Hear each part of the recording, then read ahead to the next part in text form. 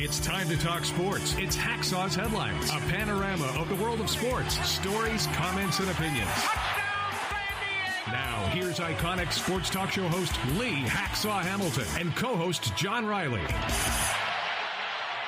Who wants to talk sports on a Thursday? We do. From the DIXIELINE Lumber and Home Center studios in San Diego, where it's 111 degrees on a Thursday, it's time to talk NFL football. Good afternoon, everyone. This is Lee Hacksaw Hamilton, along with my co-host, who for the first time in his life is complaining about the heat and humidity in San Diego, John Riley. We welcome you to our Thursday podcast. It is the opening night. It is the opening weekend of the National Football League season, and we're going to talk NFL football from start to finish. It is our popular NFL preview. This podcast is brought to you by DIXIELINE Lumber and Home Centers, 9 stores in San Diego to serve you. You've got projects in the home, at work, or maybe out on the patio by the pool. Think DIXIELINE Lumber. John Riley, we have loved the baseball pennant races and all the other topics that we talk about on our daily podcast, but this is the start of the NFL season. And to quote, when Howard Cosell and Dandy Don and Frank Gifford were on Monday Night Football, you remember the opening scene, the country western singer? Are you ready for some football? We are. How you doing? Good. I think that was Shania Twain, wasn't it? But yeah, this is a great day. It's like a holiday in America for a lot of people. And we've been looking forward to the season, the new rules with the kickoffs. It's going to be a wild game tonight. Yeah, we're going to go a lot of different directions. Couple of business items. I have a lot of openings on my bandwagon now on Twitter. You know, you're entitled to your own opinion about politics. But if I put something about politics on my Twitter account, half the world unfollows me by 3 hours later. So there's stop laughing. I heard you do that. There are a lot of openings on my bandwagon. Who wants to become part of my Twitter all-star team? Looking for followers. Just go to X at Hacksaw1090, at Hacksaw1090. Follow me because we put a ton of sports and occasionally a political comment that opens up spots on the bandwagon for you. Invite you to join us. You like sports, you got to read my website. I write on it every day. When we're done with this podcast, I want you to just punch up my website, leehacksawhamilton.com. Just see how much the volume of information that is there. You can pick whatever sport you want to follow because it's all broken up from football to baseball to basketball to hockey and then other storylines. But check it every morning, guarantee you'll be pleased. LeeHacksawHamilton.com. And because John Riley's got this wild thought he's going to buy everybody shots of tequila who join our insiders group, go to my webpage right there, big orange box right at the top. Just fill out your name. You become part of the insiders group. You get emails. We email stuff out every day to the people on the insiders group. And hell, there might be a free beer or a shot of tequila somewhere down the road. Also, want to remind you, share, subscribe, tell everybody what we do. We're here Mondays at 1 p.m., Thursdays at 1 p.m. with our podcast on the YouTube channel, and want you to subscribe because if you subscribe, then you get into the email list where you get the alerts every time we put something up on the podcast, and we put stuff up there on the YouTube channel virtually every day.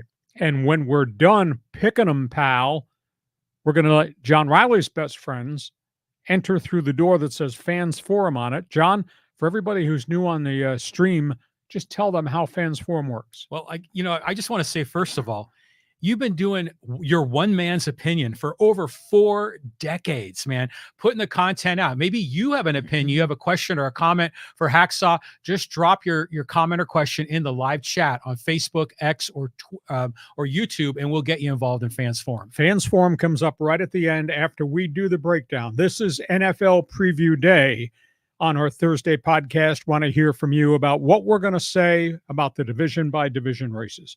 John, let's start in the American Football Conference, and we'll go to the AFC East. The AFC East. You got the Dolphins here at the top.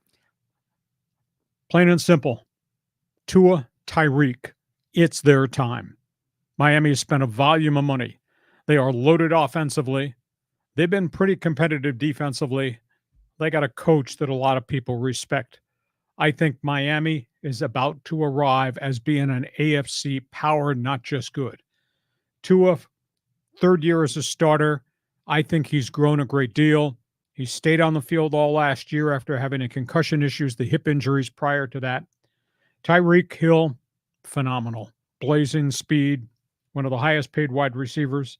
Jalen Waddle is the second in that mix at wide receiver. And when you average 18 yards per catch on the other side of Tyreek Hill, that's pretty impressive. And now they got OBJ. Odell Beckham Jr. is now the third receiver in the equation. The only negative to me about Miami is that they lost Christian Wilkins, the defensive tackle. They had so many issues with the salary cap. Tua's contract, Tyreek's contract, Waddle's extension. They couldn't keep Christian Wilkins, which I think impacts the defensive front. But I got Miami winning it. Here's the surprise. I'm picking Aaron Rodgers and the boys with the New York Jets. And you may say this is a reach, and I might wake up tomorrow with a shoulder injury reaching this far. I think Aaron Rodgers is going to be such a massive difference maker. He will fix all that ails for the Jets as long as he stays on the field. Now, they've added a lot. They went out and they got the Charger big wide receiver, Mike Williams. They got a tight end. They fixed the injury-ravaged offensive line by getting Tyron Smith, the Pro Bowl left tackle from the Dallas Cowboys. They've got running backs led by Breece Hall. I think it's a really good team. Their defense has always been rugged, and now they got Aaron Rodgers. I'm picking the Jets as a surprise. In Buffalo, I got them finishing third, and if there's a transplanted Bills fan that's with us on the live stream, you have the invitation to call and jump up and down. They got greatness in Josh Allen, but there is no longer Stephon Diggs. They have never solved the gap in the running game. They lose Mike Milano, the inside linebacker. They let Trey White, the top DB, go because of injury problems. I just don't think they're a complete team. I think the window of opportunity for the Buffalo Bills, I think, is kind of closed. I got Buffalo finishing a surprising, disappointing third. And then I got life after Belichick being really hard in New England. Bill Belichick is gone. There's no doubt that Jared Mayo, the new head coach, comes from great lines, having been a linebacker and a star linebacker. They're going to be good on defense. I just question the makeup of the skill people on the roster. I just don't think they have very much skill around the quarterback. And they're starting Jacoby Brissett. I think they ought to be starting Drake May, but I just don't think there's enough talent in New England to even support the rookie quarterback. I think it's going to be a miserable season in Foxborough. And I'm not talking about the winter weather that arrives October 15th. Do you know, since Belichick said goodbye to Tom Brady, or Tom Brady said goodbye to Belichick, they are 29-38. And this might be the worst season of all, because I just think they're so negligible in skill talent around whoever the quarterback's going to be. I just think it's going to be a miserable season. John Riley, you get the smirk on your face, this gleam in your eye. I guess you're going to disagree with me. Go ahead. You tell me what you think about the East. Aaron Rodgers, I don't even think he's going to make it through the season healthy. I mean, something's bound to happen, right? I mean, he's not going to, if he doesn't blow out another Achilles, he's going to blow out an ACL, or he's going to show up one day and he's going to be 62 years old. I mean, I just don't see it happening. I mean, I'd love to see Robert Saleh have some success, but to me, Josh Allen is a supreme talent, but I was concerned that they're missing a lot of pieces in Buffalo. I go back in time also thinking about Miami. Remember, they had the great teams in the 70s and even in the 80s, but Miami hasn't really made it to the Super Bowl since the 80s, right? It's been a long, long time. But they've been building. I mean, you're not going to argue with me that they don't have great skill, are you? Oh, no, of course not. No, they're loaded. And by the way, it is nice to see the Patriots at the bottom of the list. I mean, they were at the top of the NFC East for like 2 decades. So good for these other teams to get a shot. But for me, I've got Miami 1, I've got the Bills 2, and the Jets 3, and the Patriots 4. The wild card in the argument about the Jets is that they fixed this offensive line. Their offensive line was just a wreck last year. And of course, Aaron Rodgers got hurt right in the first game. But they've gone out. You go get Tyron Smith. That's a really good left tackle. And Dallas had to let him go because of cap issues. He had one major injury. But they've got 3 new offensive linemen. Most of them have really recognizable names, Tyron Smith being the best. That's with Breece Hall and what they've got at wide receiver and what they brought in. I just think that they're going to be the surprise team. And I don't think Aaron Rodgers is going to wind up in the hospital, because I think this offensive line is going to pass block and they're going to run block for Breece Hall. So, yeah, I like chocolate milkshakes. So you'll buy me a chocolate milkshake when the Jets finish. How old is Aaron Rodgers? Is he 40? No, he's going on 38 or 39. Okay, but he's got gray hair and the beard, man. I mean, I'm shocked that he's still playing, really. That's him. I know it is him, but I will be shocked if he makes it through 17 games. Okay, who's the backup with the Jets? That's a good question. Off the top of my head, because they got rid of Zach Wilson. Yeah, I can't pull that off the top of my memory bank right now. Anyhow, he's not going to go down. Trust me, he's got a good offensive front. Okay, so if you're an AFC East football fan, show us your driver's license and who you root for, and then get on Fans Forum, jump on board, because it's obvious he and I don't agree on some of these teams. Next division, where do you want to go, John? We're going to go to the AFC North, and there's our friends, the Ravens. They're playing tonight. Quoth the Ravens-NEVERMORE. All right. Let's talk about the North. This might be the best division in the NFL. Ravens, Lamar Jackson. Now, granted, they shuffled running backs out the door. Their history in Baltimore is get rid of players a year too early, then keep them a year too late and kill yourself with the salary cap. They added Derrick Henry. That's heavy duty. That's a star from the Tennessee Titans. That's 8,000 yards worth of running back who's going to line up behind Lamar Jackson this first game of the season. They got 3 young wide receivers. They got really quality tight end Mark Andrews, who's now back after a season of injuries. I think the only burning question, they've had so many injuries in the secondary, led by just problem after problem with Marlon Humphrey, who might be as good a DB as there is in the league. Those guys are all back healthy. Can they stay healthy? That remains to be seen, but I got Baltimore as the team to beat. Cleveland doesn't have a logo on their helmet. Their helmet is all orange. You ought to put a question mark there.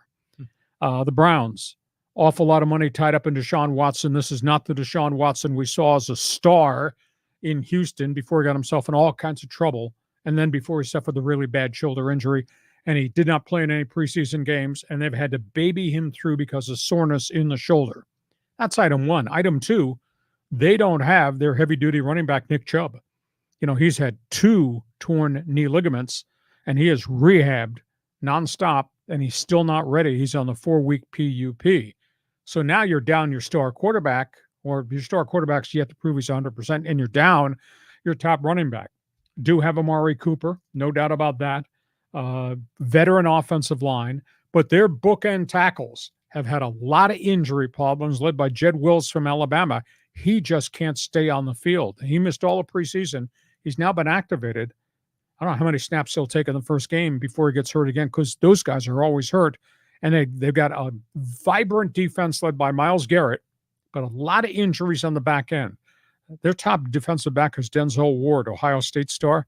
He's had 5 different head injuries over the course of his career. Now, he's cleared to play, but he seems to be, to me, he seems to be concussion prone. So the Browns, dog pound, they got a question mark. Cincinnati's got greatness at quarterback. There's no doubt about that in Joe Burrow. Cincinnati does not have a good organization around that quarterback. And he gets hurt every year because he takes so many shots. And now you got the Bengals with Jamar Chase, who's in the midst of this contract spitting contest.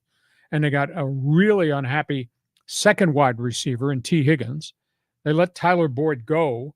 They got injuries at tight end. I don't like very much anything about their offensive front. And they ran Joe Mixon, their heavy-duty back, out the door, released him. So it's Joe Burrow against the world. And I'm not sure their defense is real good. And their defense wasn't good last year as they fell apart after Burrows got hurt. This is not a Joe Burrows problem. This is a Mike Brown organizational problem. It just goes on and on and on. And that's a quarterback getting his brains beat out. Pittsburgh, Mike Tomlin's never had a losing season in 17 years. This might be the first time. But you know what? If you look at the track record of Mike Tomlin, even towards the tail end of the Roethlisberger era when he was on gas fumes and they weren't playing well and turning the ball over, as a team, they got progressively better and better as the season wore on. Same thing last year.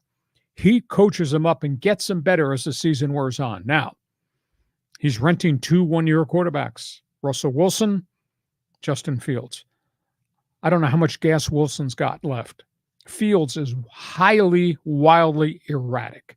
They've spent the entire offseason in Latrobe, Pennsylvania, working on footwork to try to get him to be a good pocket passer rather than a scramble on the mode passer. They don't want to change their offense for him. I just don't know that Pittsburgh's got enough weapons on offense, and they got uncertainty, obviously, at the wide receiver and quarterback position. No doubt, though, they got defense. My God, they got defense. and they play so hard. TJ Watt and Cam Hayward and all those guys. Going to be interesting. They're going to force feed their kids. They drafted 3 offensive linemen. 2 of them, I think, are going to start this weekend for the Steelers in their first game. But they got uncertainty at quarterback. I don't know what to make of Russell Wilson. He looks like a really old quarterback now, like a guy that woke up all of a sudden he's 36.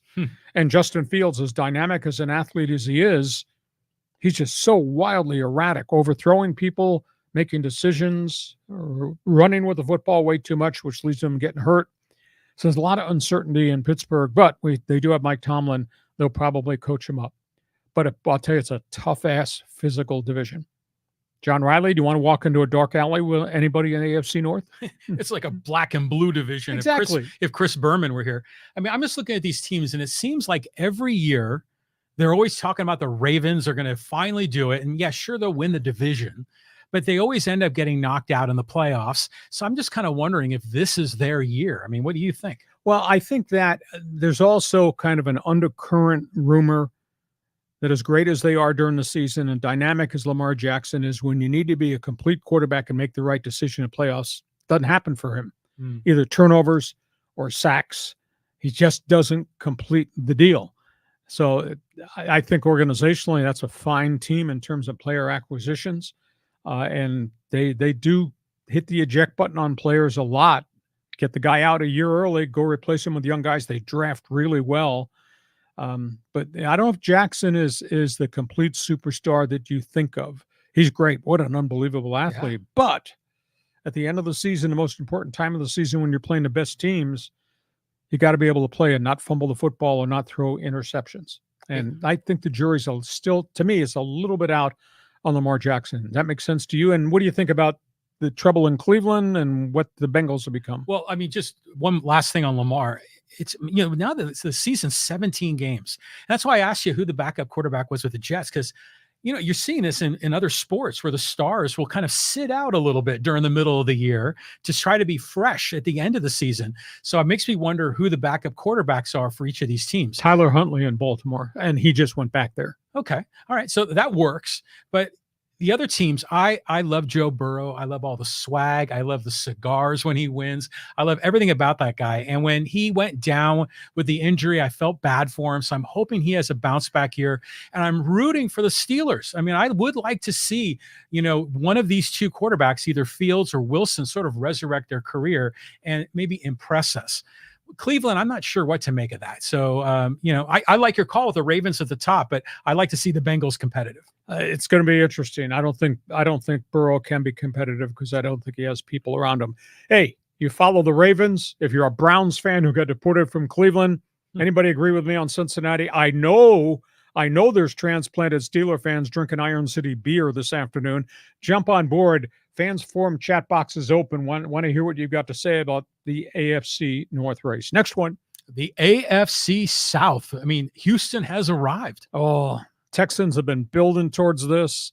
Nick Caserio is their general manager. He was a refugee from the Belichick system. He's done a good job. D'Amico Ryans is just what a bright light defensive coordinator turned head coach he's become in Houston.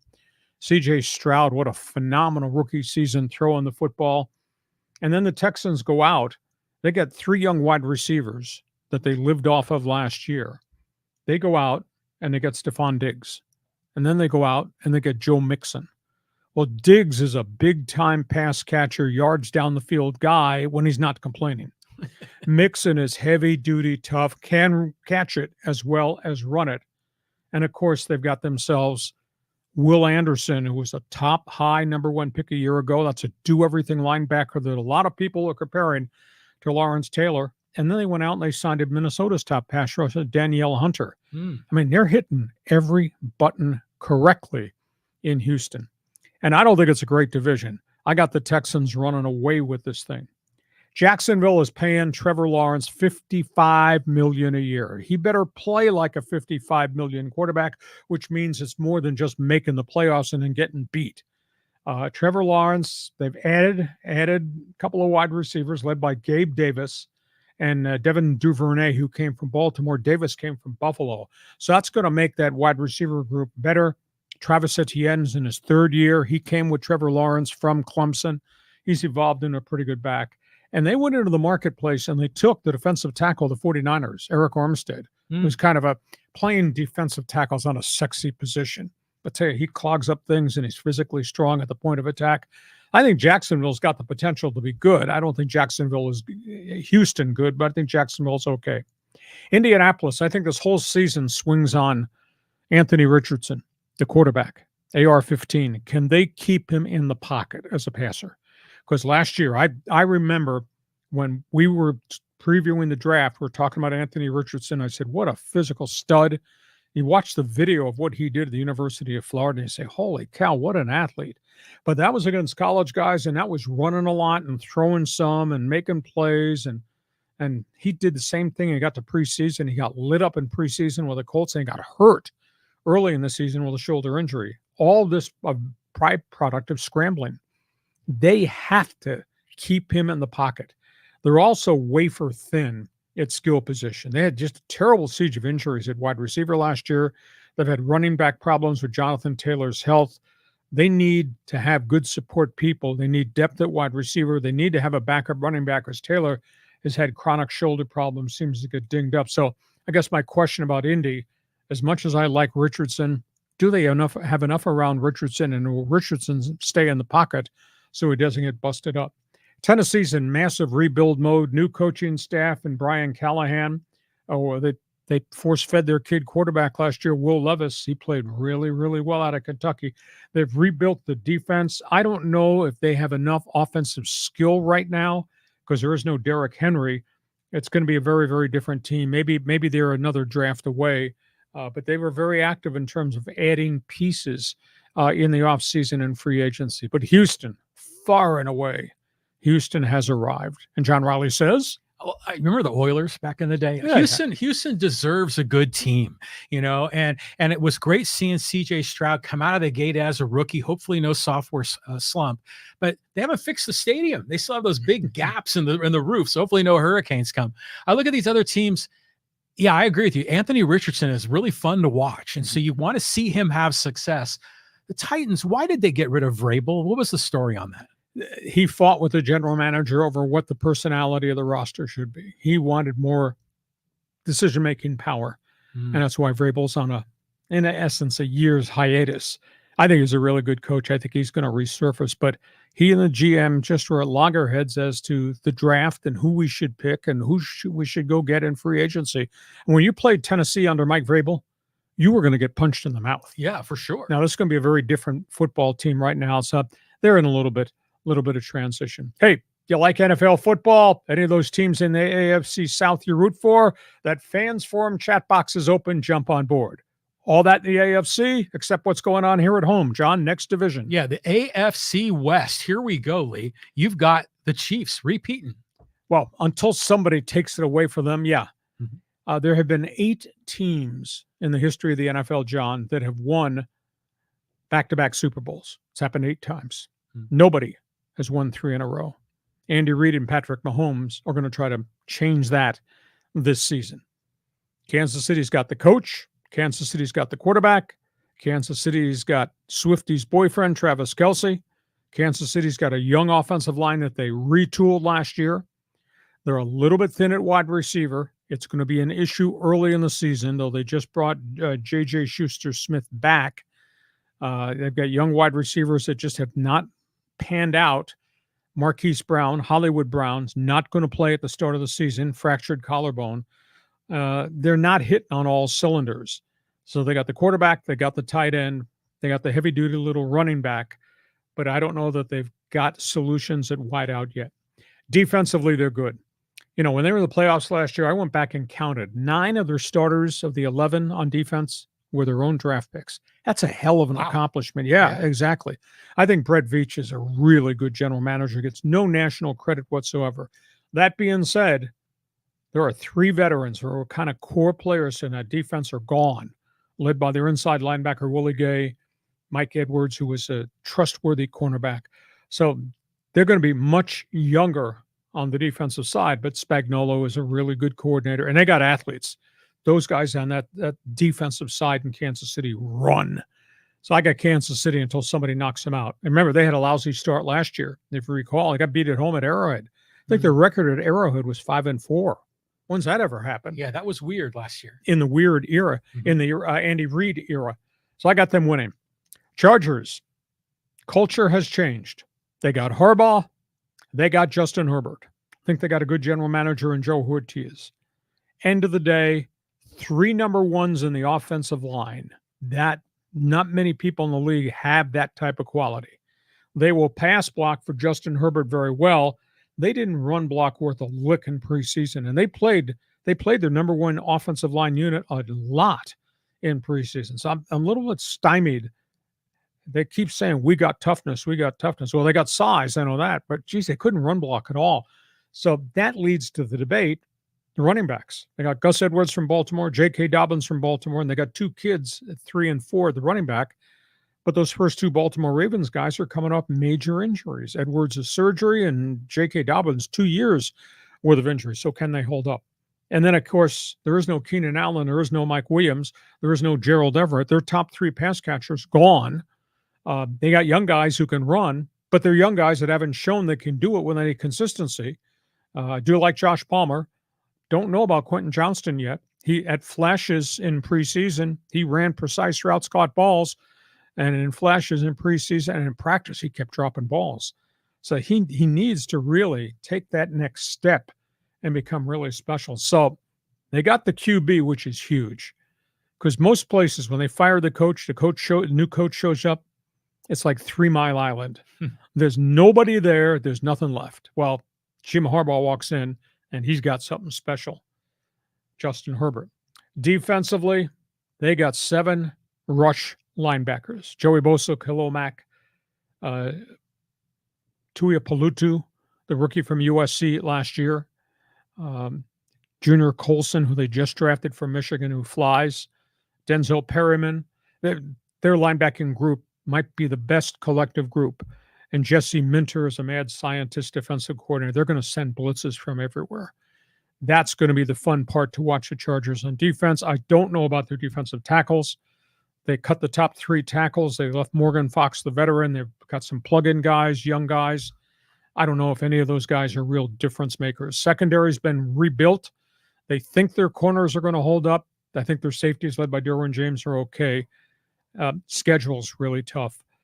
I think, in all honesty, Harbaugh and Joe Ortiz, the GM, they're one more draft away from being elite in the AFC. I don't think it's going to happen this year. I got them finishing second. Raiders, new general manager Tom Telesco with loudmouth coach Antonio Pierce.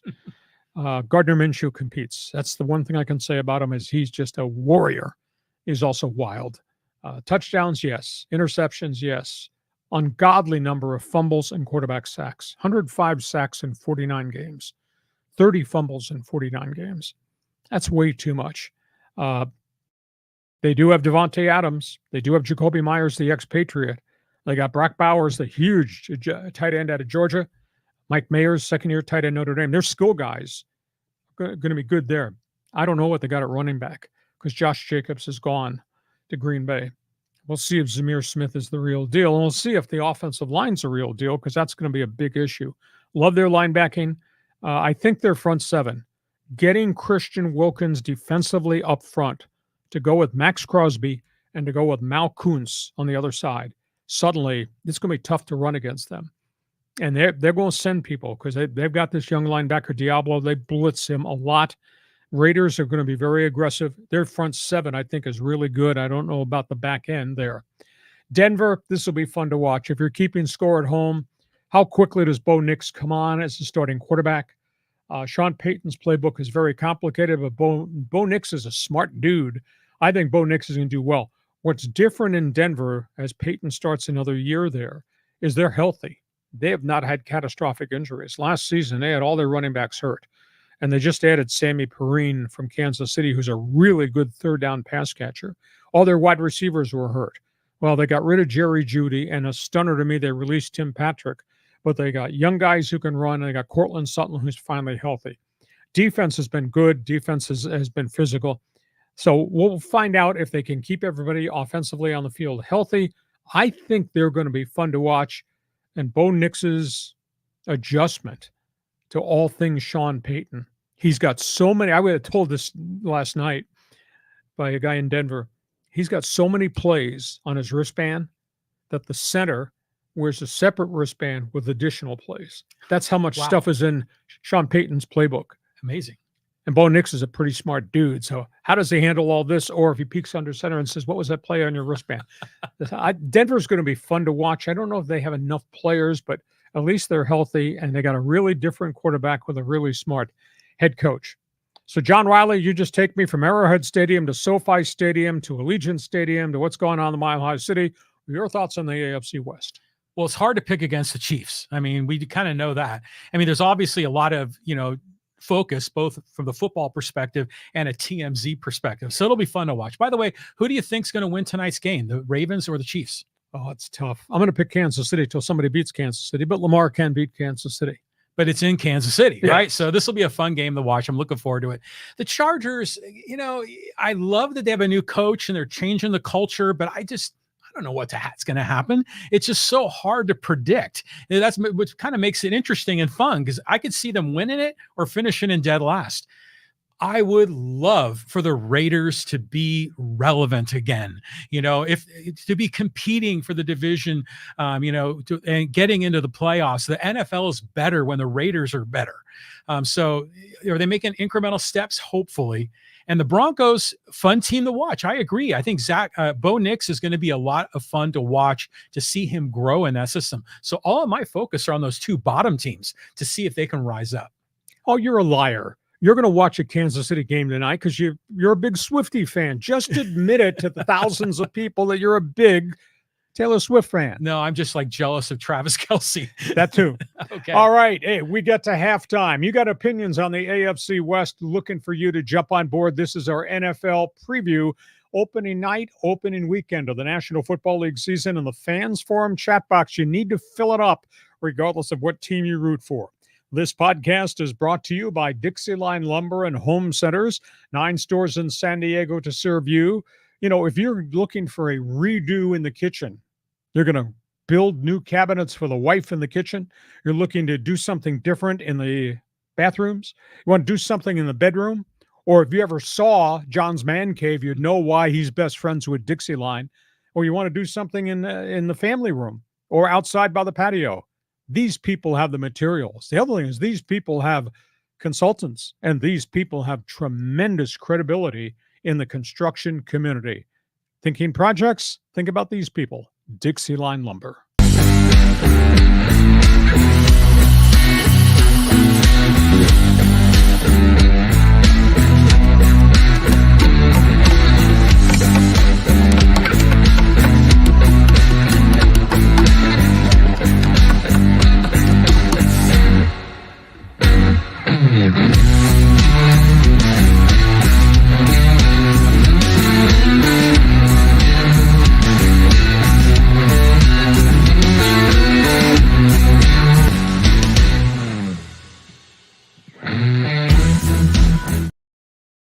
NFL preview on a Thursday, going towards the great sports weekend. Couple of reminders.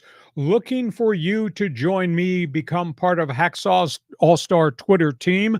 If you subscribe to X, I want you to follow me. Just punch it up at Hacksaw1090, at Hacksaw1090. Hit the follow button. Thereby, you'll get alerts every time I put something up on Twitter. By the way, you like sports? Have you checked my website, LeeHacksawHamilton.com? I converted this guy. This guy reads a Stucker every morning. Unbelievable amount of information there. You like sports, check out my website. And while you go to the homepage of my website, there's an orange box in the upper right-hand side. It's for Hacksaw's Insiders Group. Join that because we email you all kinds of different things that we do as part of our presentation. Want you to share, tell everybody what we do, Mondays at 1 p.m., Thursdays at 1 p.m. Want you to subscribe. The minute you subscribe, you will get the alerts every time we put something up on the YouTube channel, and we do a lot of that during the week. So make sure you subscribe. And when we're done, looking for people to join us here, you're going to co-host the final segment. John Riley, Explain Fans Forum. Yeah, we need more people that are first-time callers, long-time listeners, right?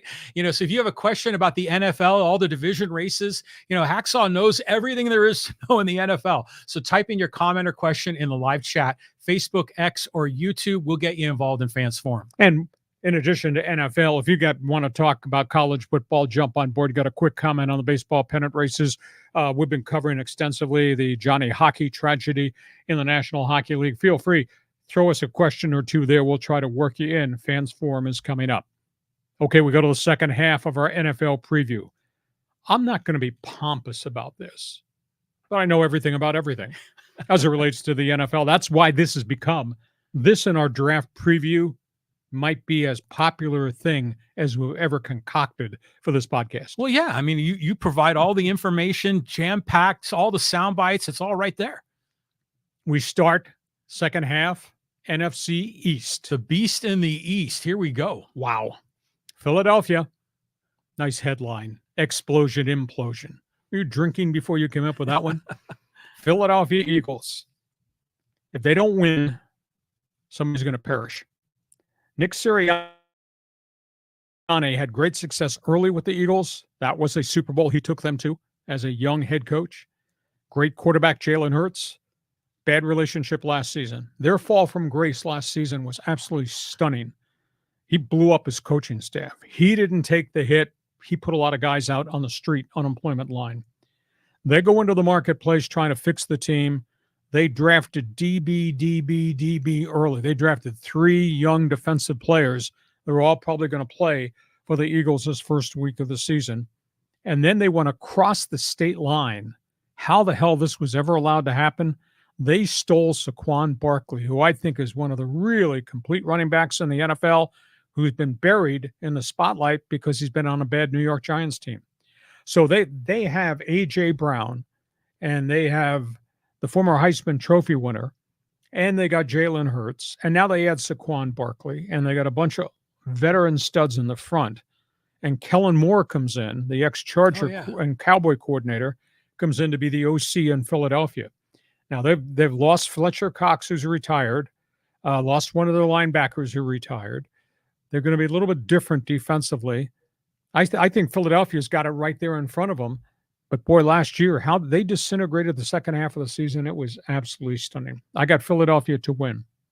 Dallas, they got Dak, yet to get his contract, CD Lamb, who's got his money.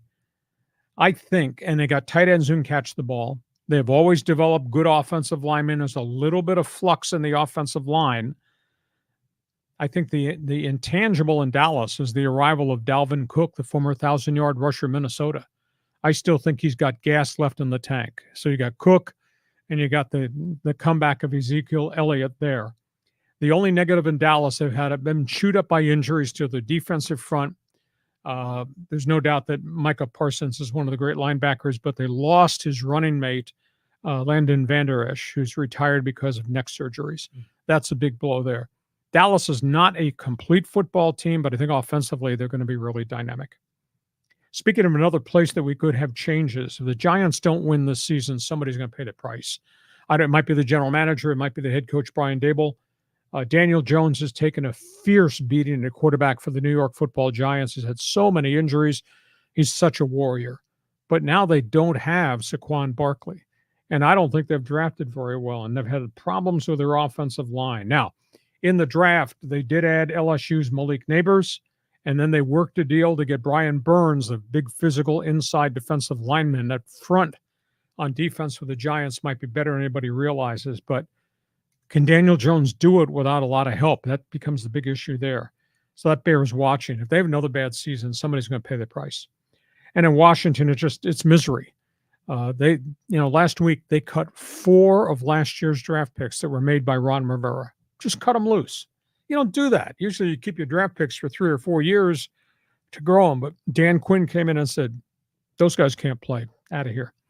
Jaden Daniels will play. Starting quarterback LSU. Austin Eckler will make his debut wearing burgundy and gold. Came from the Chargers. They got one good wide receiver from Ohio State, Terry McLaurin, but I just don't think they have enough players on offense. Defensively, at one time, that was a real good defensive front, but a couple of those guys have gotten hurt, gotten old. Some of the guys have gotten rid of. I just don't think that they have anywhere near a good 22 to start on offense and defense. So I think it's going to be a learning curve season for Dan Quinn as head coach, and I think it's going to be a learning curve season for Jaden Daniels. So that's how I view the East. And you're on your street corner because you always got opinions that are out there. Go ahead, John. Yeah, well, as long as we can talk about out there. When I see the NFC East, I immediately think of Brent Musburger, the NFL Today on CBS, back in that era when the NFC East was loaded with talent. Throwback. A throwback, and the media fell in love with them, and we were always watching Dallas, Giants, Redskins, that whole thing. So I always think of that when I see this division. The Eagles, you got to assume, they're going to probably do well. Last year, they lost their last 7 in a row. I think they were 1-6 at the end, which is unbelievable considering where they started. Yeah, it was just insane. It just didn't make any sense. I want the Raiders to be relevant. I want the Cowboys to be relevant. I think it makes a more entertaining league. And I'll tell you what, that Trey Lance had a hell of a preseason. So if something happened to Prescott, they could probably keep this thing going. The Giants, it's just a mishmash. I'm shocked as you are that Saquon Barkley made the move to go to Philly. And then the Commanders, how do you think the kid's going to do? Daniels, their quarterback for the Washington. He played 2 of the 3 preseason, and he coped with it. But that's preseason. There's a lot of those guys that he lined up against are no longer in the NFL. They're applying for jobs at different places. I just don't think they have enough people around him. There's no doubt he's an athlete. I mean, you don't put up the kind of numbers at LSU and Arizona State that Jaden Daniels put up unless you're superstar athletically. But this is the NFL. And I'll guarantee you, those defensive coordinators, they're going to come up with things that are going to make his life really, really hard as a rookie quarterback. And it's further complicated. He doesn't have a hell of a lot around him skill-wise. Outside of Austin Eckler and McLaurin, I don't think anybody can name who the other running backs and wide receivers are because there aren't any of name recognition. So I think it's going to be a tough year there for Washington. Hopefully he can stay on the field and he does not get hurt. We go from that division. What's the next one? The next one, we're going to go to the NFC North, and the Lion roars. Detroit opens with the Rams.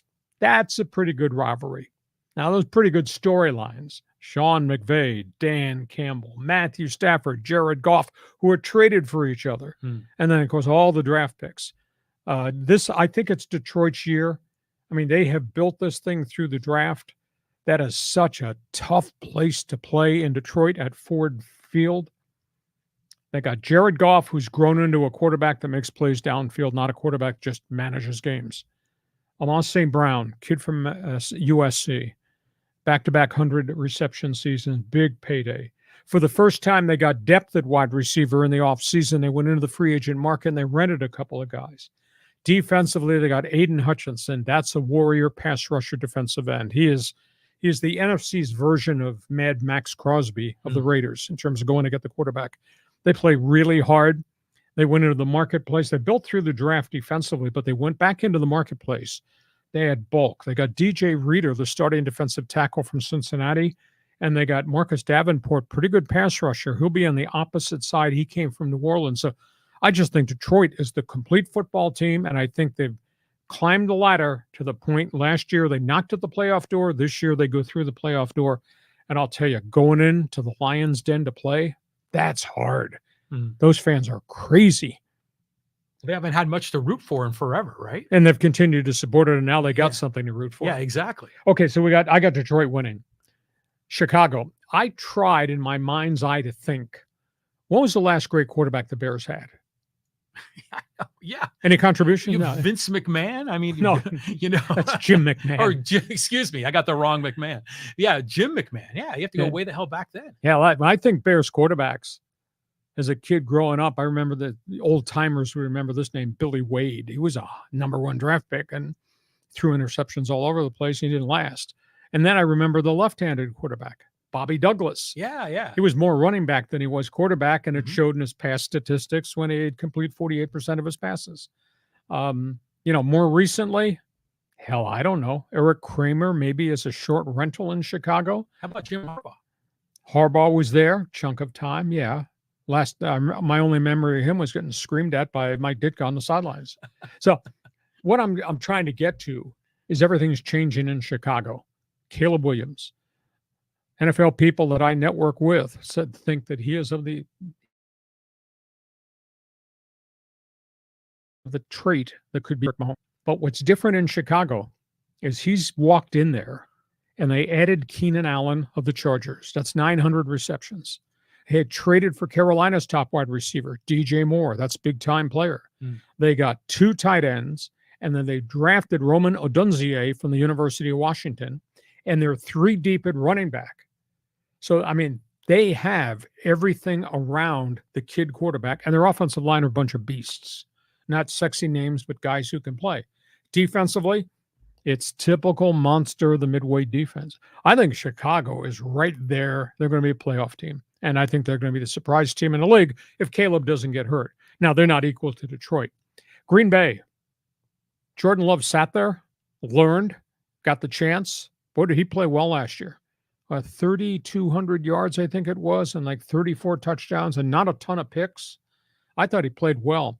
I think Green Bay's season it twirls not so much around Jordan Love now. They've had so many injuries. All their kid wide receivers are always hurt. But what's been added is they went out and got Josh Jacobs from the Raiders, and that's heavy duty. They have not had that kind of running back on a consistent basis. So I think that's going to be good. They had Aaron Jones, they had A.J. Dillon. Jones left as a free agent. Dillon is on IR right now. But Josh Jacobs, he just plays and plays and plays. I mean, he might get 300 touches this season. I think Green Bay is going to be pretty good, and they have a new defensive coordinator, Jeff Hafley, which has got to make him a little bit more consistent.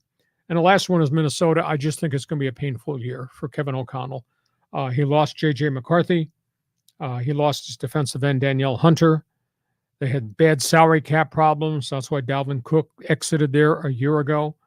He's going to have to coach up Sam Darnold. Darnold's a great physical specimen, but you look at him 5-6 years into his career and say, why is he making that throw? It just doesn't make sense as it relates to Sam Darnold. I don't know where's football intellect is. There's no doubt he's a stud. So and their 5-game schedule to start the season is just give you a headache to look at it. So at the end of the day, I think this is a tough year for Kevin O'Connell. And again, that division, Detroit is far and away better than anybody else, but you got Caleb and you got Jordan Love. John? This is an odd division because you look at these teams and they have such a long reputation in the NFL, but so many of them have gone forever without being relevant. I mean, the Vikings made 4 Super Bowls back in the 70s. Have they even made it in the modern era? I don't think they have. I mean, Green Bay obviously has a track record. The Bears, you said, didn't have a quarterback forever. And the Lions, oh my God, the Lions haven't been anything until the last couple of years. So you love to see Detroit having some success here. Jared Goff was a #1 overall pick. I mean, and the Rams traded him away. He's turned out to be a lot better than we thought. They grew him. He was not a gunslinger when he got to L.A. with the Rams, and they brought him along, but he didn't look like a difference maker. And when the trade occurred, Matthew Stafford, that was a big money situation for Detroit. And so the Lions moved him. And the Rams inherited a vested veteran who's a big-time player. And what was the end result? Super Bowl. Yeah, I think that was a win-win deal, don't you think? Yeah. And Goff had to grow into it, but Dan Campbell coached him hard, and they coached him up into it. Nice. And Goff's a really different quarterback right now. So if you like the NFC North, anybody out there agree or disagree with us about the Lions, da Bears, feel free to join us. Fans Forum box will be open for business as soon as we are done. We go from there. We're going deep south. Into the South. Because the South rises again. Oh, it does. Atlanta. Now, this might be a reach.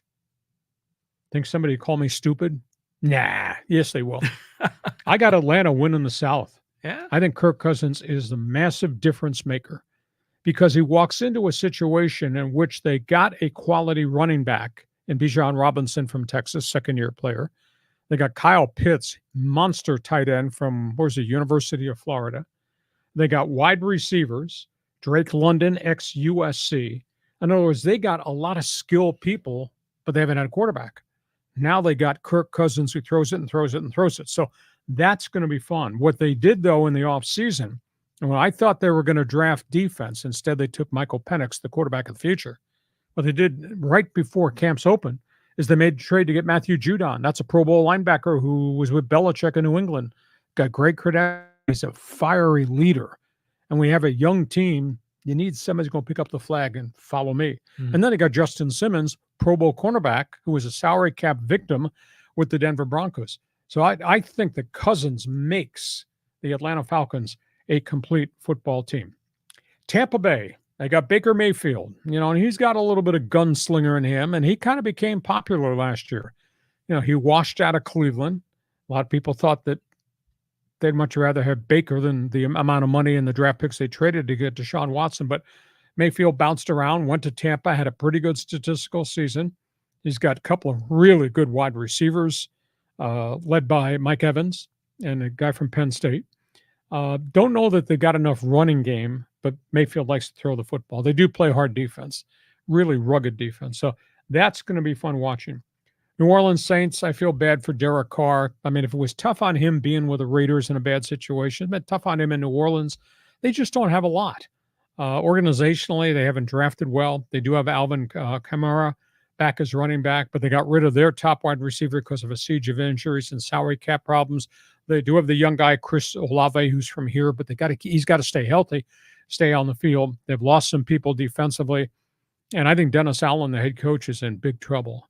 I think he might be the first one to get thrown out of here if they have another substandard season. And the last one is Carolina. Bright young quarterback Bryce Young, but that was the 3 Mile Island scenario I told you about. You draft a quarterback and he gets in there and there's nobody around him, and he's really struggled. Struggled in terms of getting him in the end zone. Struggled with turnovers. He got his brains beat out. This is a team that traded away Christian McCaffrey and traded away DJ Moore, who were their 2 cornerstone offensive stars. So I don't think Carolina. They got holes everywhere. And then the kid they just drafted, the running back from Texas, Jonathan Brooks, he's not on the roster. He's on IR to start the season because he's not recovered from early knee surgery last season at the University of Texas. And so when you're in the gutter, it takes a long time to climb out of the gutter, and that's where the Carolina Panthers are right now in Charlotte. Do you think the Panthers maybe regret not taking C.J. Stroud last year? Everybody probably regrets not looking longer at C.J. Stroud. But Bryce Young, there's no doubt. I mean, he had a great career. He was a really good football player. But that being said, you need people around you, and we don't have that in Charlotte right now.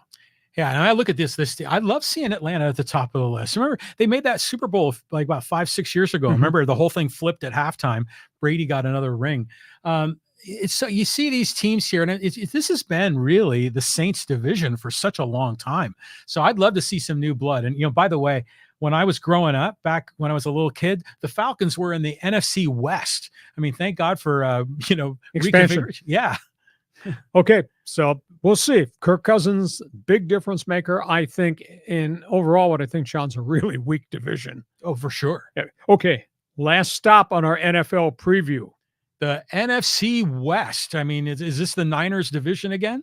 San Francisco, until somebody takes them down. Now, they have to do it in a Super Bowl. They've won 25 games the last 2 years. They've been pretty impressive. And they found a quarterback, Mr. Irrelevant, and he's become a star in Brock Purdy. And they got McCaffrey. And they redid Deebo Samuel's contract yesterday. That's why they came up with the money for Brandon Ayuk. And they got George Kittle. I mean, that's a phenomenal offensive package that Kyle Shanahan has to work with. Defensively, they've gone through a little bit of transition there. They've lost some people, but man, they got Nick Bosa, and Nick Bosa makes things happen on the field, and they're very active linebackers. They've found some guys to play in the secondary, some guys they got in free agency. I just think it's a really good football team offensively and a real physical football team defensively.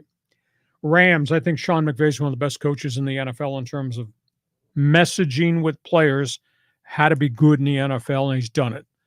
And what I thought was going to be misery, a year ago this week, he had an absolute crap season in 2022 and thought about quitting. And I remember saying on this podcast, well, he didn't like 2022. This might be worse in 2023. And what they did, they won 10 games. He coached those kids up. Now, they had a stroke of luck. They hardly had any injuries at all last season. Their offensive line played every game in front of Matthew Stafford. When was the last time in society you ever saw that in the NFL? No. Never. So that was last year. This year is going to be harder. I mean, there's no doubt Stafford's accomplishments in his resume. There's no doubt how the greatness of Cooper Kupp, but he's had a knee injury, and that's been a big issue. There's no doubt about the tight end, Tyler Higbee, but he's not there. He's on IR with an injury. Puka Nacua came out of nowhere. The kid out of BYU, what a phenomenal rookie season he had. Kyron Williams, headed for his third year at Notre Dame, heavy-duty running back. And they drafted Blake Corum, Michigan, dart dash, third down back. So I think their skill people are good. The problem is what's happened up front. They didn't experience this last year. They are down 3 offensive linemen to start the season. That's brutal. And those are all starters. Outside of their number 1 draft pick last year, all the key guys are hurt. So they're going to Detroit into the Lions' Den on opening day, and they're facing those Lions who are showing their teeth in that pass rush with backup offensive linemen. That's going to be hard. So, and defensively, they lost 2 of their top 3 cornerbacks. There is no Aaron Donald to anchor everything at the defensive tackle, and they traded away Ernest Jones, the linebacker. Now, they drafted 2 really good pass rushers in Jared Verse and Brandon Fisk. They're both going to start. But that defensive side of the football now, without Aaron Donald and with Ernest Jones having just been traded, that is going to be such a young defense, and they're going to probably go through some growing pains. I got the Rams finishing second. I just don't think it's going to be easy. Seattle, life after Pete Carroll, young defense. They have drafted a lot of young guys. They've thrown them on the field. You know, the life after the Legion of Doom has been kind of painful. The Super Bowl teams that Pete Carroll had, they're fixing their defense. They do have Geno Smith back at quarterback. They do have DK Metcalf. They're 3 deep at wide receiver, which I think is going to be positive. And they got a heavy-duty running back. I think is going to have a breakout season in Kenneth McIntosh. He's from Michigan State. But no Pete Carroll there. So that bears watching to see how they do, though the coach they got from the Baltimore Ravens to become head coach, I think has great, great credentials. And then there's Arizona. And maybe I'm going to get skewered on this one. I do take opinion stands that sometimes people don't agree with. You think? Who, you? No, not me. They got Kyler Murray, and he is a great talent.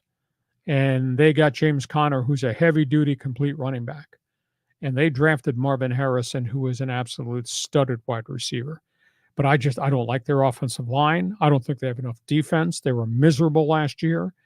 Jonathan Gannon came in. He was a former coordinator in Philadelphia, got the head job. I thought he was going to make an impact, and they had a miserable season. Of course, Murray kept getting hurt. I just don't think they have enough players. But it'll be interesting to watch the dynamics of that quarterback, that do-everything running back, and that kid wide receiver from Ohio State. But I just don't think they have enough players. So that's my view on the NFC West. I know your heart is in the NFC West. Don't lie to me. You're a transplanted 49er from San Francisco. Go ahead. Yeah, I mean, you got to pick the Niners here, right? I mean, obviously, they're the top team in the division. It was interesting reading in your best 15 that Brandon Ayuk finally came to a contract resolution. And then I was reading that he even admitted that he probably pushed it too far in the negotiation. What's your take on that? Well, that's him. Does the correct term apply here? Diva?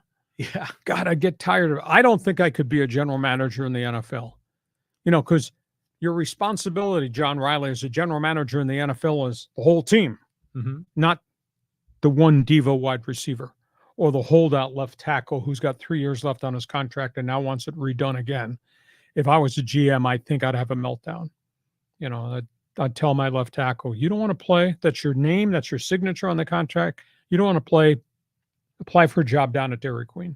Now, that might not be a smart way to do business because you'd be running off one of the best left tackles in the league. But somewhere along the way, if you sign a bloody contract, shouldn't you hold up to terms of the contract, especially since we restructured it already? So I don't know how John Lynch got through all this without losing his mind. But they got him signed. All these guys are on the field. Now they go play and win. What's your take on McVay and the Rams? You know, Rams fans, generally speaking, seem to be optimistic. A lot of people are saying Jared Verse is a terrific pick. He's going to make a big difference. I worry what you're saying is the offensive line and their ability to protect Stafford. Because if Stafford goes down, then what are you left with? Is it going to be the Stetson kid from Georgia? Stetson Bennett. If Stafford were going to hurt in weeks 1 or 2, Stetson Bennett has to play because Jimmy Garoppolo has a 2-game suspension. Garoppolo will be the backup quarterback starting in week 3, but it's just not going to be the same team. And, you know, they got through with no injuries in their offensive front last year. I've never, ever seen an offensive front. All the starters started every game. Never seen that ever. So I think it's going to be tough there. Okay. That is the NFL preview. Can I just make one general comment here? Go ahead, step in it. This is kind of a weird thing, but I don't even remember like about when we were doing the preview for Major League Baseball.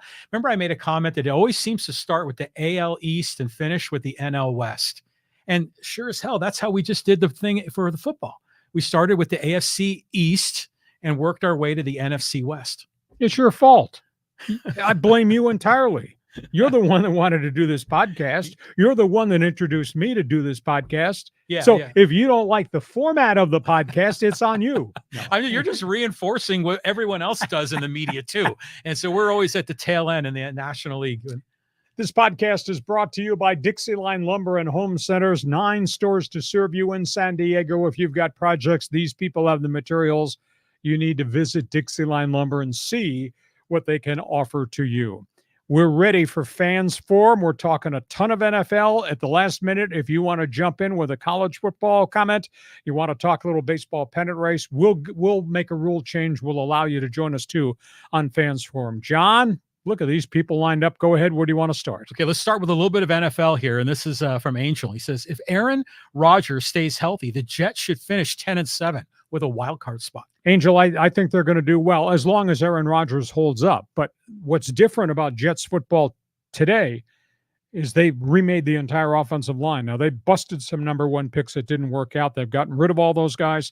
I think the acquisition of Tyron Smith, the Pro Bowl left tackle, who had been a left tackle forever, protecting Dak Prescott, I think that makes a massive, massive difference. So I think if Rodgers stays healthy, I think that they're a team to be reckoned with because they've got people.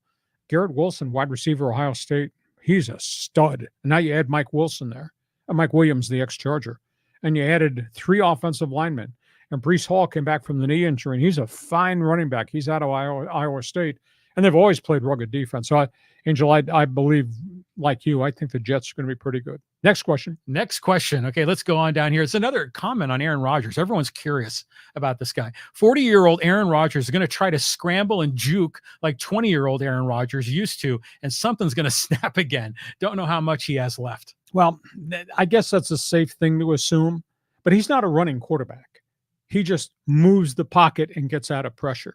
And he makes plays because his vision is so unbelievable. His ability to read defenses is phenomenal.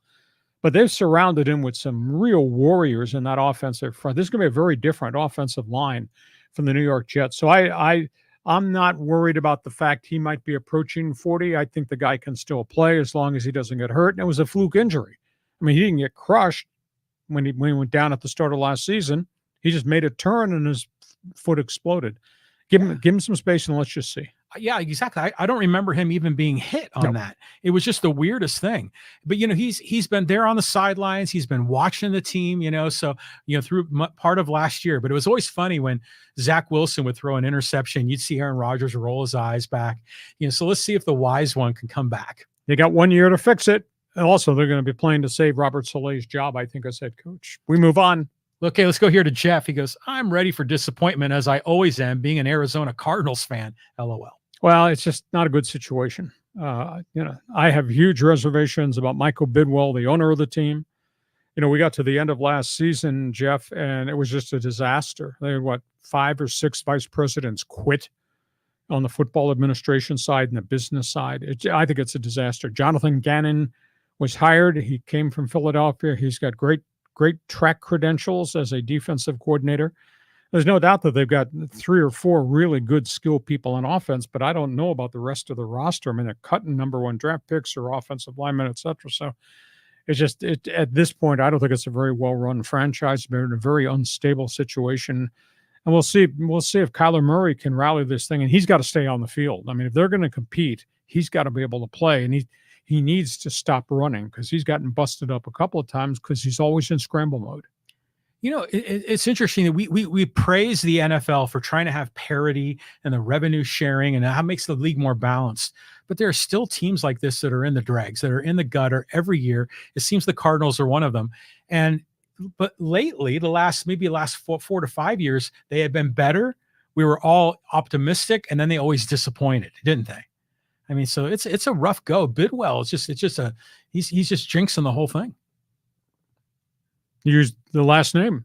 Bidwell. Yeah, Bidwell. Bidwell, Arizona Cardinals, Bidwell, Phoenix Cardinals, Bidwell, St. Louis Cardinals, Bidwell, Chicago Cardinals. Oh, he goes all the way back there. That's a family hand-me-down thing. Hmm. They don't have any football credibility or accomplishment. It was just given to them in the will and the estate. That's a big issue as to why they are where they are. Jeff, Arizona, good luck to you. Hope you'll continue to follow us. Okay, let's go here. Angel had a comment here about the AFC West. He says, with the AFC being loaded, I don't see the Broncos as a playoff team, but I do see Denver going 9-8 in 2024. 9 wins might be a reach. 9 wins, you're telling me Bo Nix is going to be superstar. 9 wins, you're telling me they're not going to have any injuries. When the hell's that ever happen? But I think they'll be competitive as long as they can keep their guys on the field and Nix grows to what Peyton really needs. I think they're going to be good, and they're going to be a hell of a lot better than I've been. But 9 wins, that's tough. This division, AFC West, is pretty doggone rugged, considering you got to play Mahomes and you got to play Justin Herbert, and then you got to play the whole aura of the Raider Nation. So 9 wins would be a stretch for me. If they get this thing close to 500 and they stay healthy, that's an accomplishment. Yeah, I agree. Now, why did you think Denver held on to all 3 quarterbacks, though? I mean, are they just kind of hedging their bet? Well, salary cap issues. If they cut either Stidham or they cut Zach Wilson, they take another hit. And they got so much dead money. It's an all-time record amount. Like, I want to say it's $55 million in dead money against the cap. Well, it's the Russell Wilson deal. Yeah. So at this point, insurance policy, if Nix can't handle it, or if Nix gets hurt, then you got 2 other veterans. And it's odd. Zach Wilson played really well in preseason for Sean Payton after just being horrific and out of touch and out of sync with everything he did with the New York Jets. So, it's going to be a hard season. I should say a growing season in Denver if they can keep their guys on the field.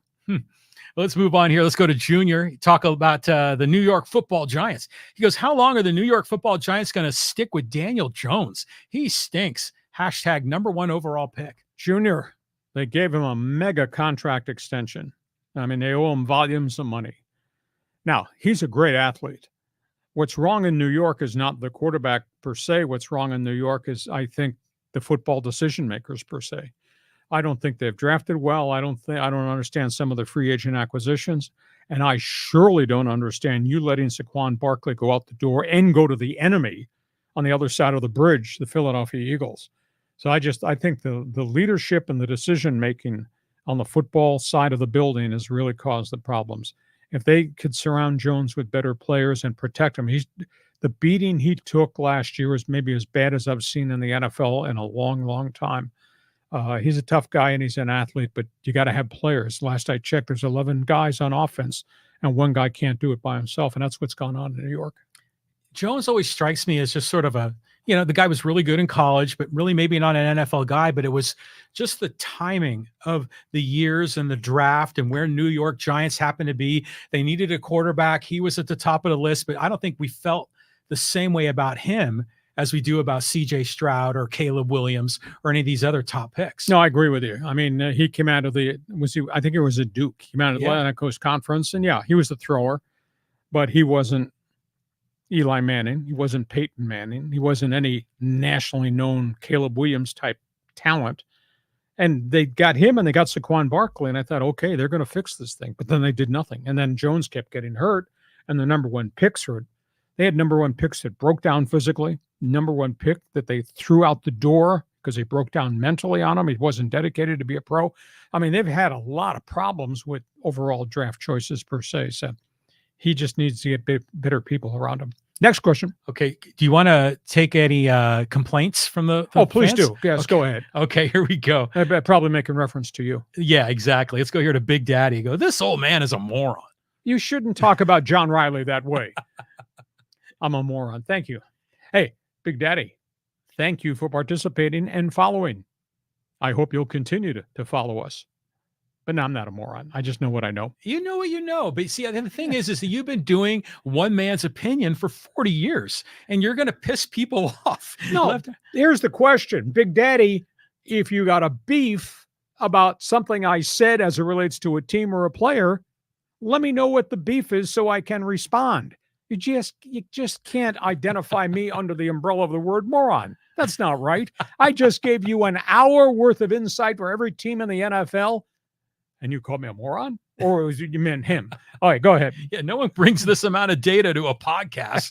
Okay, here we go. Let's get in a little bit of college football. This is from Chris. He goes, something brewing in Westwood. Don't sleep on UCLA, Saw. The resilience they showed overcoming a 10-0 deficit, rushing for 23 total yards against a perennial defensive powerhouse like Hawaii was remarkable, and they did it in front of a hostile crowd of 8,000 Hawaii fans. Look out, Big Ten. Oh, yeah, and Coach Foster is second to none speaking in front of the press. Sound off. I guess Chris is not a UCLA fan, or maybe he's a pissed-off UCLA fan. I think it's going to be a long season. I really do. And the wreckage and the aftermath of Chip Kelly is going to haunt them for a while. A, they got money problems. B, they're in the wrong conference. C, they haven't been able to recruit. And D, the cupboard's kind of bare. I was stunned. And John and I were at the San Diego State game against Texas East Texas State Chamber of Commerce. A&M. Yeah. We were at Snapdragon, and I texted him, and he was sitting in the 50-yard line seats drinking champagne or whatever. I said, UCLA is losing in the third quarter at Hawaii 10-0. I shook my head. I remember. Jeez, how is that possible? And Hawaii is a bottom echelon team in the Mountain West Conference. So I just think it's going to be a really tough year. I'm not going to dump on Deshaun Foster. I was stunned that they did not get more out of their offense because Eric Bieniemy is the one is really coaching the offensive side of the football now as their coordinator. And they couldn't run the ball worth a lick. I think they had 18 rushes for 34 yards at Hawaii.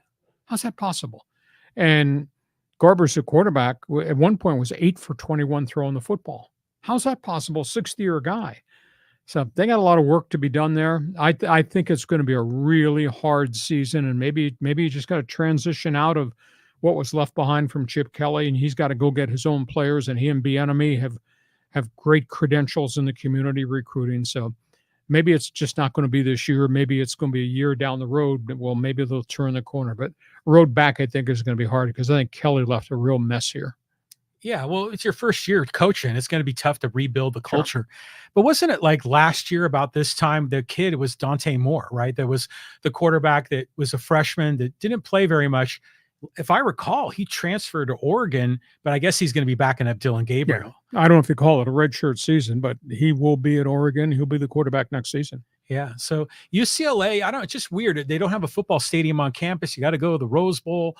And it's funny. Usually UCLA, you think of them as a basketball school first anyways. Well, but they've had great success in football, chunks of time, but this chunk of time, no. Chris, thank you for the input. Go ahead, John. Okay, let's get one more here from Greg. And he says, Lee, what additions would you like to see to improve the Padres for next season? Resign, go after one of the Mariners' starting 5 pitchers. They need hitters. Best sports show online and radio. Well, you're correct with the last sentence. I'm not so sure that they have to go do a lot of stuff in the offseason. They're going to have to juggle the payroll a little bit because Profar is going to ask for a healthy pay raise. He's not going to play for $1.5 million. So that's something you're going to have to keep an eye on. Obviously, they've got tremendous investment in the veteran pitchers on the staff. I mean, they're committed to a lot of big money for a long period of time to Machado, to Tatis, to Bogarts, to Cronenworth. There's not a lot of cap space that they're going to be able to go do something creative. And by the way, Seattle's pitchers are all under contract, and I don't think they're going to be traded. If the Mariners don't get to the playoffs, I think there's going to be a general manager's change in addition to the managerial change they've already made. I think Jerry Dipoto might be on very thin ice in Seattle if this does not work out. And they're scuffling to be a 500 team, and they've let Dipoto do everything he's wanted. But Seattle's pitchers, I don't think, are available. And I just don't know that the Padres have any budget space to, quote, be a player in free agency. Prime example, if Roshi Sasaka from Japan gets posted or comes here as a 23-year-old, there's going to be a massive bidding war. But I don't see how the Padres could afford to bid on him only because of all the money that they've got invested in all these veteran players. Well, first of all, why in the hell are we talking about next year? It was right there at the front of my mind. Why are we worrying about December 1st in the winter baseball meetings? Pal, we got to get to October 1st. Exactly. But that being said, They're going to be dangerous as hell in the playoffs. Oh, yeah. This is just shaping up to be a great September, great pennant race. The NFL starting tonight. This is a great time to be a sports fan. In AJ, we trust, right? The executive of the year. You've called him then. I think we got the executive of the year here, and we might have the manager of the year in San Diego's dugout. But that being said, Greg, we will talk once we drive into football season and once we get to the approach of free agency and then we get to the winter baseball minute. Yeah, we're going to definitely talk. Okay, let's get some social media comments here. We got a lot more football questions. And let's go here. Look, Charger comment, and this is from Gabriel. He says, and this is what are the keys to the season? And he says, the key is we have a coach who knows how to unlock the player's ability on how to win. Well, he changed the culture. He's making reference to Jim Harbaugh and the Bolts. I think the most unique thing, and I was mentioning this to somebody yesterday, and they asked me what I thought about Harbaugh, and I said, smart guy, dynamic guy, passionate guy, crazy man. He did it as a quarterback. He taught his players as a head coach in college to do it. And now he's back in the NFL where he's already done it once in San Francisco. Now the opportunity to do it again.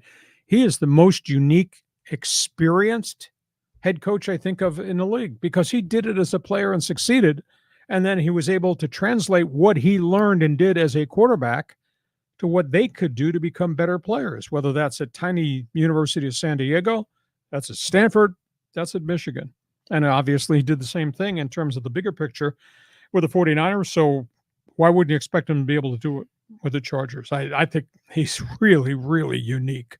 Oh, yeah, yeah. And you shared that video on Twitter of all the success he had as a quarterback in the NFL. Yeah. A lot of those Charger highlights. And you could tell even back then that he was able to win games just by being smarter than a lot of the people on the field because he wasn't the most athletic guy, but he would find ways to get creative to move the ball downfield. If you're a Charger fan, you got to be thrilled that there is a culture-changing leader in there to hopefully fix what the Spanoses have screwed up. Am I correct if I'm reading between the lines that are coming out of your mouth that the word chargering will be extracted from the dictionary going forward? Oh, no, that will never go away. As long as Spanos is here, that will still be a thing. But it's going to be a great year. I think it's going to be fun to see what they do. How dare you criticize the first family of football, as they call themselves? The ones that have 16 winning seasons in 36 years and fired a Hall of Fame coach, Hall of Fame general manager, and a Super Bowl coach. Yeah. The first family of football. How in the hell do you fire a coach that went 14-2?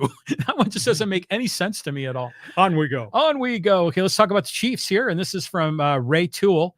He says, there's no surprises here. I live in Missouri and moved here when Patrick Mahomes won his first. KC is a dynasty now. Oh, exactly. I mean, you look at all the division titles, and then you look at 2 Super Bowls in a row, going for a third one.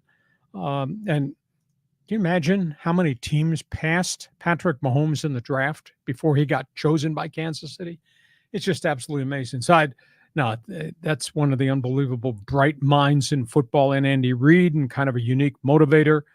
And I happen to think his general manager is a pretty good player personnel guy. And that quarterback, damn, that quarterback is good.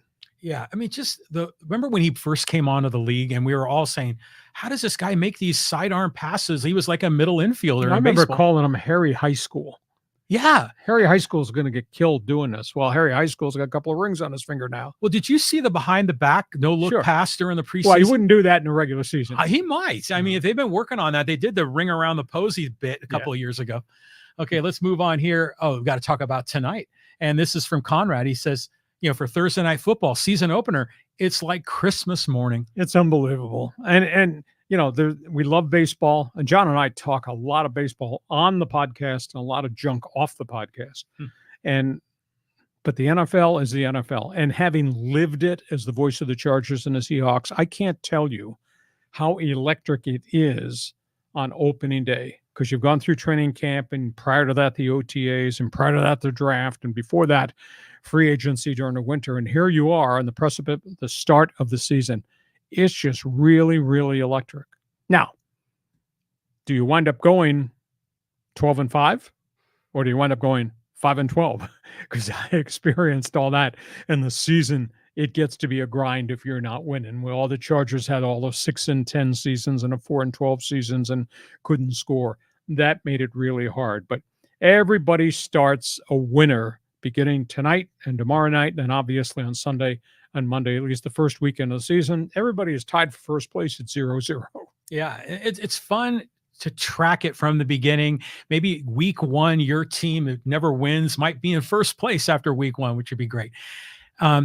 It's funny, you were talking about some of these old teams, and I remember when they went 6-10 or 4-12. Don't your brain ever have to stutter for a second now, because we have a 17-game season, so it's an odd number of games, so they go 10-7 or 9-8. You have to kind of redo the numbers in your head. I was never good in math. Doesn't matter, because next season it's going to be the even number. Everybody's going to play 18 next season. I'm sure that's going to get approved. Okay, well, they used to only do 12 back in the day. Okay, here, let's talk some Raiders, and this is with Gabriel. And quarterback, better off with Aiden O'Connell, in my opinion. Gardner Minshew II throws ducks. Defense upgraded, but you have to keep them off the field long enough to be effective. As long as they beat the Chargers and Broncos, that's my Super Bowl. That's okay. I mean, you're probably one of the guys who runs into the back of the closet and touches that old dented, dusty trophy back there from Super Bowls from 50 years ago. That's okay. I think Sunday's going to be fun. There's no doubt that Minshew, I mean, he's like a member of a street gang, rides a motorcycle. Yeah. There's a persona that goes with Gardner Minshew. I call him a gunslinger.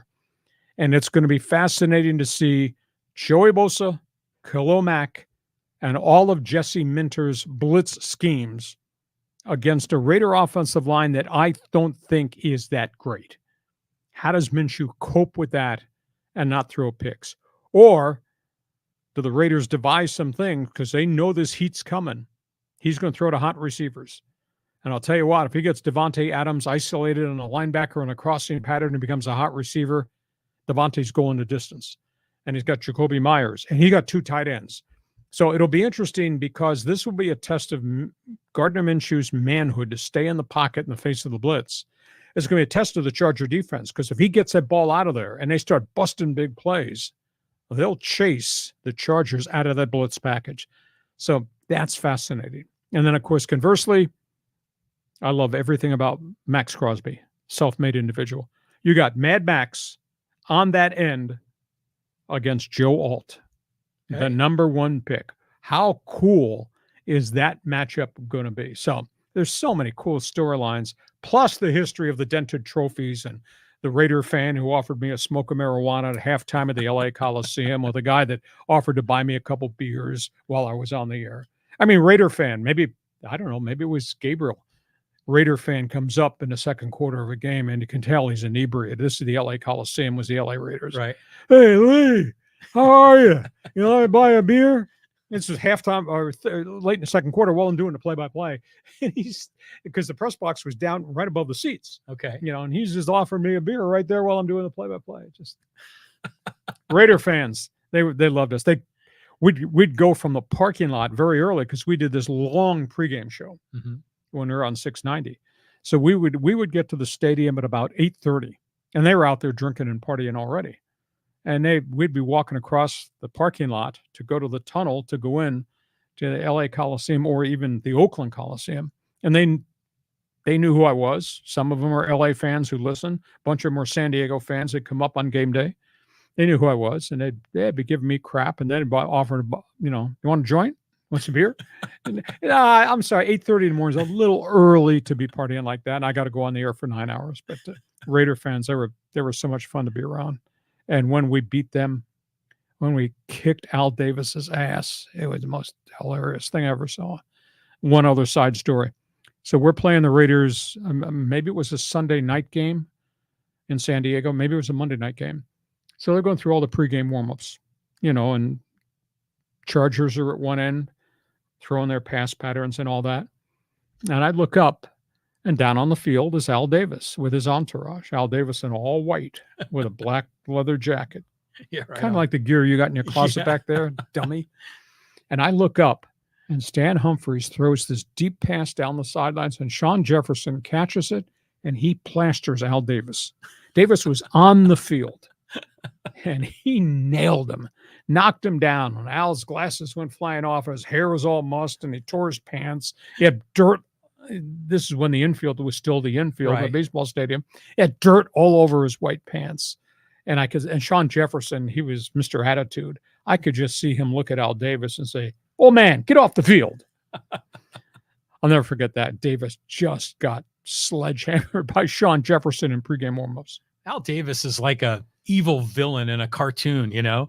I mean, what a guy, what a history in this league and everything he brought to it. I mean, props for Al Davis. Sometimes. A lot of the time. Well, he brought the greatness of Marcus Allen and all the quarterbacks they developed, but the way they did their business was just to the left of shady. Yeah, the mystique of Raider Nation. I love that vibe. The winds of fall or the autumn or whatever NFL films. That's John Facenda. Yeah. Oh, it's great. But, you know, Raider fan is still loving beating the Chargers down by 60 points. Was it last year or the year before? Now, this game's at SoFi.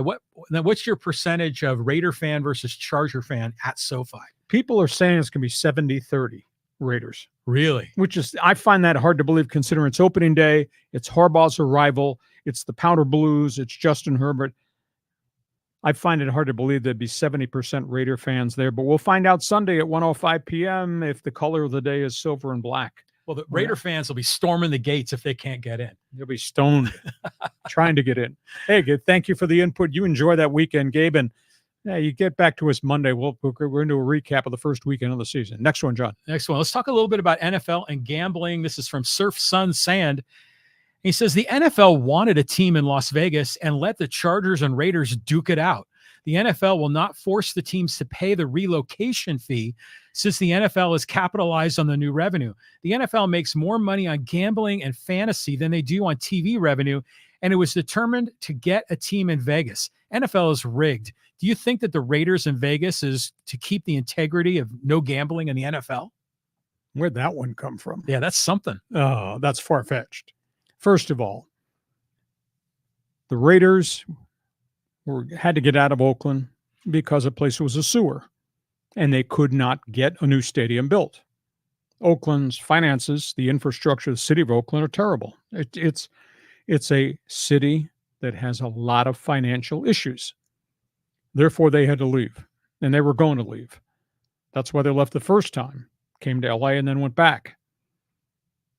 The other issue was Las Vegas was a virgin market, and there was a lot of money to be made. Third item, the NFL did not want Mark Davis in Los Angeles, number 2 market in the country. Raiders, as good as they've been on the field, historically have not been a very good business model and business operation. Mm-hmm. That's a real problem. Mm-hmm. NFL knows that. Hell, talk show host knows that. So they did not. There was no way they're going to be allowed to go to LA. And the Chargers, smart people, first family of football, they had no knowledge that Mark Davis ran a garbage can organization, had no knowledge financially what a fiasco that place was. Why would they link up with those people and think they get anything built? That's why they got voted down. Was it 30-1 or 30-2?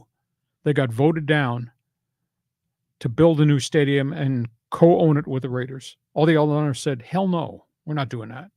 And of course, commissioner, they didn't want the Raiders in LA. So that's why they went to Vegas. They got a sweetheart deal because Vegas was so desperate to get a franchise, to build its own credibility, et cetera, et cetera. I don't think this has got anything to do with gambling sponsorships or anything else. By the way, that headline, the owners who moved did have to pay and have. Last year was the first year that they started to pay, I think it's $65 million a year transfer territorial fee to the NFL. Kroenke paid it. Spanos paid it. Spanos didn't have a lot of money. Spanos had to go borrow money to build the new practice facility they just built in El Segundo. So he's got bank loans everywhere. So it's a reason why the Raiders are not in LA. The reason is that they got a sweetheart deal to go there, and everybody's excited to have the NFL there, and the Raider fans travel from all over. But they don't sell 70,000 tickets in Allegiant Stadium in Vegas. It's just kind of weird. Just like this, it's weird the Chargers have not been embraced in LA, even though they got a really good quarterback, but they've been kind of dysfunctional. They've been a loser for so long that they dragged that reputation, the Spanos reputation, with them, and have not been embraced in the city of Los Angeles. Now, maybe that changes if they become a playoff team, if they ever win the AFC West. But at this point in time, no. So I'll be fascinated to see if it's a 70%, 30% Raider fan turnout Sunday against the Bolts. It's weird. They start the season, Raiders, Chargers. The last game of the season, Chargers, Raiders in Vegas. Ah, nice. Nice bookends. Okay, so I just said a lot. You give me your response. Well, first of all, I hope Raider Nation shows up in force at SoFi. I want to see ruckus in the stands. I want to see people fighting it out, getting drunk off their ass. That's what makes Raider Charger games so fun. I mean, I had season tickets at Qualcomm. Raider game was you had to go just to. You had to be in the parking lot before the game to see what was going on in the parking lot. It was like watching a train wreck, and seeing the people in the stands just drunk off their butt, doing crazy stuff. It was insane. But I just want to say this. I think the NFL is better by putting their arms around gambling as opposed to pretending that it didn't exist. So if you're going to, acknowledge reality, then go all in. We know the NFL is all about the next revenue stream.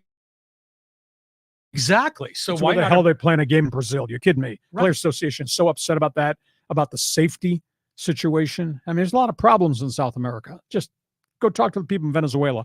Yeah. Well, by the way, if they're in Rio at a game that's the Friday game, right? Philly against Sao Paulo. Pardon me? Sao Paulo, Brazil. Well, you know what? Twitter or X got banned in Brazil. So it's kind of goofy stuff going on down there as well. But I think it's great that the Raiders moved to Vegas. It's also part of that tough guy, bad boy image. It all fits. It's going to be successful up there.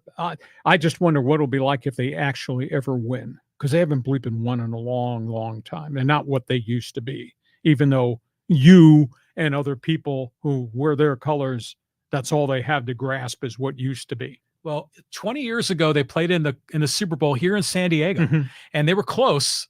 But yeah, you're right. It's been a long time, and it is interesting. There's the NFL, you would expect there'd be more turnover and these bottom feeders would win the Super Bowl, on a sort of an average basis, but it's not that way. So a lot of these teams have been banished for decades. Organizations win. There you go. Bright people, organizations win. I will say this though, to Surf and Sun, you're a Raider fan. I want you to text and I want you to email all your friends.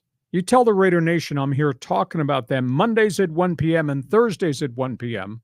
My co-host is a refugee, got deported from the Bay Area. So you got somebody to represent your colors. So feel free, just spread the word of what we're doing, because we talk NFL all the time. You got a couple more here you want to do? Yeah, let's, again, Raiders Chargers stuff together is just fantastic. Let's get another one. This is from, we already covered that one. Let's go here.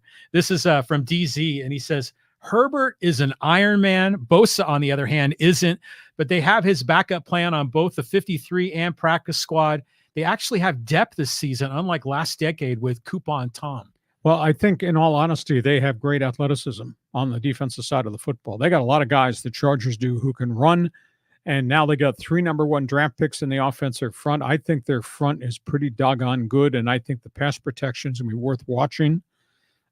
This Max Crosby versus Joe Alt matchup on Sunday is, I'm going to be charting this. This is worth seeing who gets beat, how many times they get beat. And then conversely, the Raiders, how the hell are they going to handle the blitz? Because I have no doubt that Jesse Minter is going to send people all day after Gardner Minshew. Now, will the Raiders beat him off the blitz? Will they get him out of the blitz because they keep hitting passes down the field? I think it's going to be a throwing game for the Raiders. I think it's going to have to be a throwing game for the Chargers. I think it's going to be a fun football. What a way to start the season to face the enemy. Yeah, it's always great when you have that. Good guy, bad guy, the whole thing.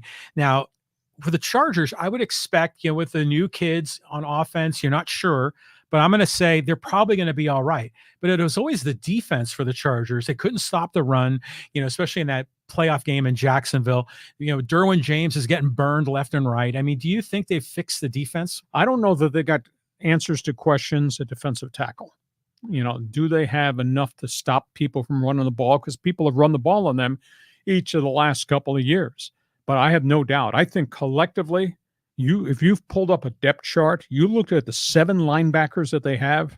They got guys who can fly. They have guys that are very physical. They have veteran guys. They have young athletes. They've covered the whole spectrum. with the 7 linebackers that they've got.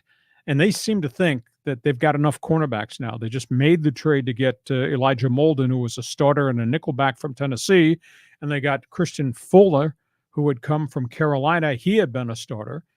So they've got some new cornerbacks to go with Derwin James and Gilman at safety. So only time will tell. But I think their pass rush is going to change the chemistry of everything as it relates to the opposing quarterback. Yeah, and then you got Minshew there who's going to scramble, and it's going to be a cat and mouse for sure.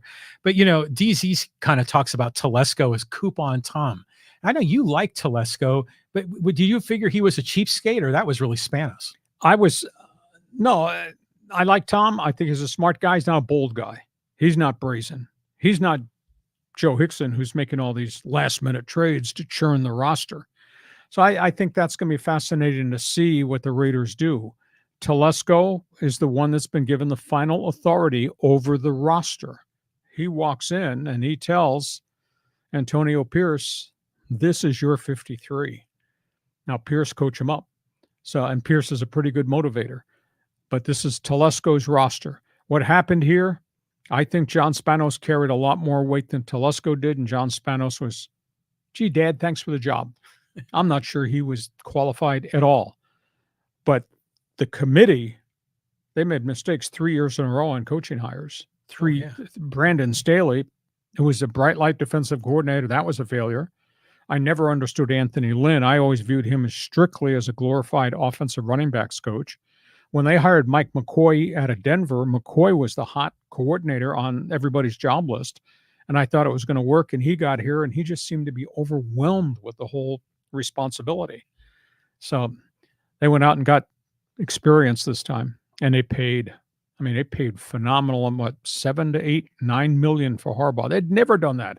They'd always hired young, inexperienced, and on the cheap. Well, now they've invested in somebody with a resume. Now, Harbaugh's got a hell of a resume compared to John Spanos or Dean Spanos. So who was the coach before McCoy? Was it Norv Turner?